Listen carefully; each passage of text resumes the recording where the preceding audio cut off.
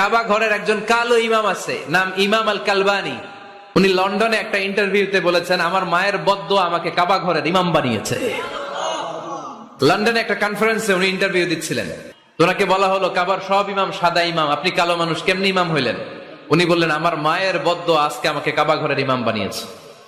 উনি বললেন, আমি ছোট্টবেলা অনেক বদের হাড্ডি ছিলাম, আমার মতো দুষ্ট আমার এলাকায় কোনো ছেলে ছিল না। মানুষের গালাগালি, মারামারি, দুষ্টামি, ভাঙচুর, চেঁচামেচি, চিৎকার, বিশৃঙ্খলা আমার মতো কেউ বেশি করতে পারতো না। কিন্তু আমার মা ছিল অনেক বড় আল্লাহওয়ালা।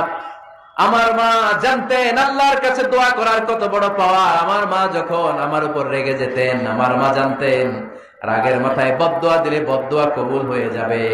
এজন্য যখনই আমি বেশি দুষ্টামি শুরু করে দিতাম, আমার মা রেগে আমারে বদদোয়া দিয়ে বলতেন, আল্লাহ তোরে হেদায়েত দে, আল্লাহ তোরে কাবা ঘরের ইমাম বানায়া দে।